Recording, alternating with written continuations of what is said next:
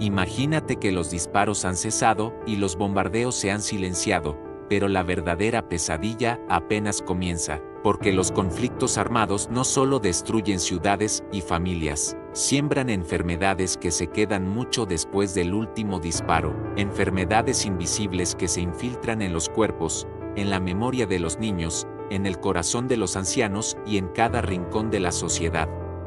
Hoy descubrirás cómo las guerras, aunque parezcan lejanas, abren las puertas a epidemias, enfermedades crónicas y al colapso de sistemas de salud ya frágiles. Vamos a explorar 10 enfermedades que emergen o se agravan en las sombras de los conflictos. Verás el impacto real que tienen en individuos, familias y comunidades enteras atrapadas en medio del fuego cruzado, y entenderás por qué estas historias importan, incluso para quienes están lejos de la zona de guerra. Sin acceso a agua potable o a un saneamiento adecuado, lo que queda es la contaminación y la enfermedad. La diarrea aguda suele ser la primera en atacar. Las familias que huyen de sus hogares terminan en refugios improvisados, edificios abandonados o carpas temporales. En estos lugares, el agua se contamina fácilmente con aguas residuales, escombros y productos químicos de infraestructuras destruidas. Para los niños, cuyos cuerpos son más pequeños y frágiles, la diarrea severa puede causar deshidratación mortal en cuestión de horas. Las madres hacen fila durante horas para recolectar pequeños recipientes de agua que igual podrían estar contaminados. La incapacidad de garantizar agua limpia se repite como tragedia en zonas de guerra, como en Venezuela, donde la crisis política y social ha deteriorado el acceso a servicios básicos, o en Centroamérica, tras desastres naturales y violencia que obligan a las personas a vivir en condiciones precarias. El cólera es una amenaza aún más agresiva que prospera en estas condiciones desesperadas. La bacteria Vibrio cholerae puede propagarse a través de un solo pozo contaminado.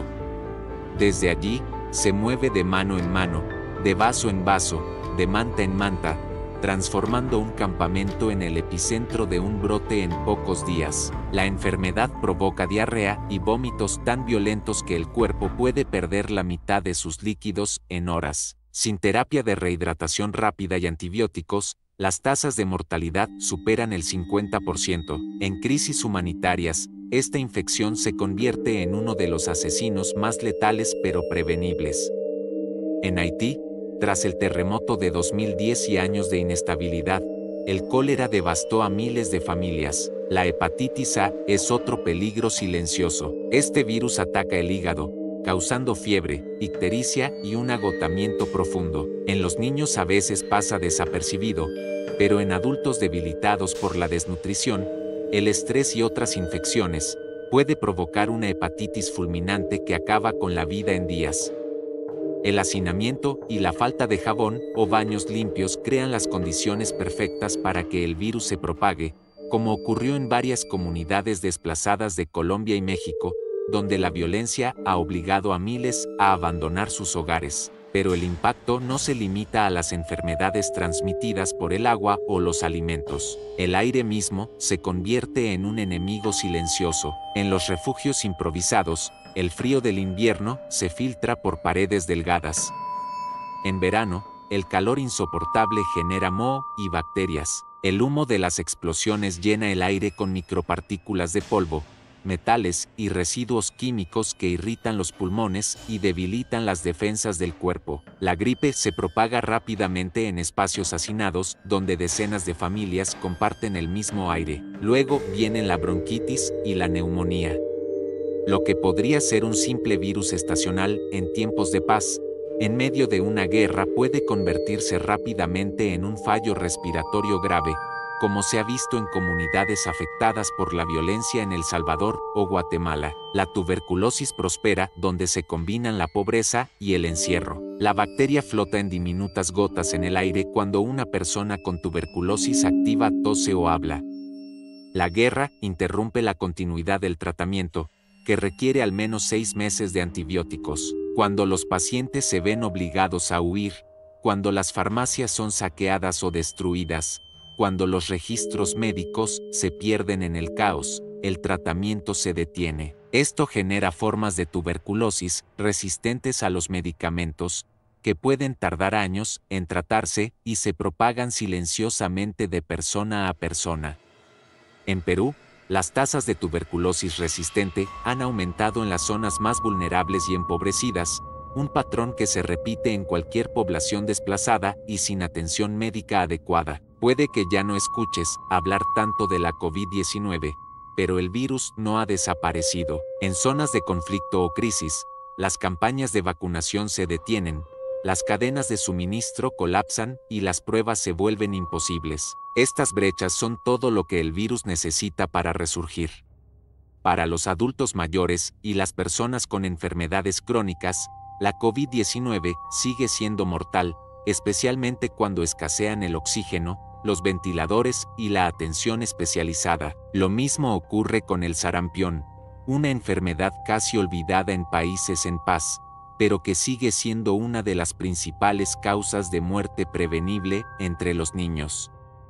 Cuando las tasas de vacunación caen por debajo del 80%, el sarampión regresa rápidamente, como ha ocurrido en comunidades vulnerables de Bolivia y Paraguay. Cuando miles de personas deben vivir hacinadas, la higiene se vuelve imposible. Los piojos infestan el cabello y la ropa. La sarna, causada por diminutos ácaros, se transmite por contacto de piel a piel, provocando picazón insoportable y llagas que pronto se infectan. Para los niños, la incomodidad es constante. Los padres observan impotentes cómo simples erupciones se convierten en infecciones cutáneas graves como el impétigo. En estas condiciones, el jabón se vuelve tan valioso como la medicina, y la falta de ropa y ropa de cama limpia convierte cada día en una lucha por la dignidad. Las heridas también se vuelven más peligrosas cuando la atención médica se interrumpe. Las heridas de metralla, quemaduras y fracturas requieren ambientes limpios, antibióticos y equipos quirúrgicos especializados. Pero cuando las clínicas son destruidas y las ambulancias no pueden circular, estas heridas se infectan. La osteomielitis, una infección profunda de los huesos, es una complicación común y devastadora. Requiere un tratamiento prolongado y a menudo termina en amputación. Incluso quienes vivían con enfermedades crónicas antes del conflicto se enfrentan a una lucha por sobrevivir. Para los diabéticos, conseguir insulina es casi imposible. Los medicamentos para la presión arterial desaparecen. Los inhaladores para el asma se racionan. La mala nutrición, la deshidratación y el estrés psicológico llevan estas condiciones a niveles críticos. Los ataques cardíacos, los derrames cerebrales y los comas diabéticos se convierten en emergencias diarias que nadie puede tratar. Más allá de todo este sufrimiento visible, está el daño oculto en la mente de los sobrevivientes. El trauma es una herida invisible que dura años. El miedo constante, el recuerdo de perder seres queridos, la incertidumbre de si mañana habrá más violencia, dejan cicatrices que son más difíciles de sanar que cualquier herida física. La depresión, la ansiedad y el trastorno de estrés postraumático destruyen silenciosamente vidas. Los niños que han crecido en medio de la violencia, como los desplazados por las maras o el narcotráfico en México y Centroamérica, luchan por concentrarse, confiar o soñar con un futuro. Finalmente, está el impacto ambiental. La destrucción de refinerías, fábricas y zonas industriales libera químicos tóxicos en el aire y el suelo. Los metales pesados y el polvo cancerígeno entran en la cadena alimentaria y el suministro de agua. Estos contaminantes no desaparecen cuando termina el conflicto. Permanecen durante décadas, causando cánceres, retrasos en el desarrollo de los niños y enfermedades respiratorias crónicas que cobran vidas mucho después de que caiga la última bomba. Por eso los expertos en salud pública afirman que el verdadero costo de la guerra no se mide solo en las víctimas inmediatas, sino en las generaciones de sufrimiento que deja atrás. La guerra no termina cuando las armas se silencian, continúa en cada brote de enfermedad, en cada vida perdida por falta de medicina, en cada niño que crece con miedo, en cada familia que respira aire envenenado. Por eso, el mundo debe prestar atención. Debemos movilizarnos para brindar ayuda, reconstruir sistemas de salud, apoyar la salud mental y exigir paz. Donde hay guerra, hay destrucción, pero donde hay humanidad, aún hay esperanza, incluso en la hora más oscura. Si te importan la salud, la justicia y entender las consecuencias ocultas de los conflictos, no te vayas sin suscribirte. Dale like, comparte este video y únete a este canal. Juntos, mantendremos vivas estas historias. Juntos, podemos luchar por la compasión, la justicia y la posibilidad de sanar, incluso en un mundo que tantas veces parece roto.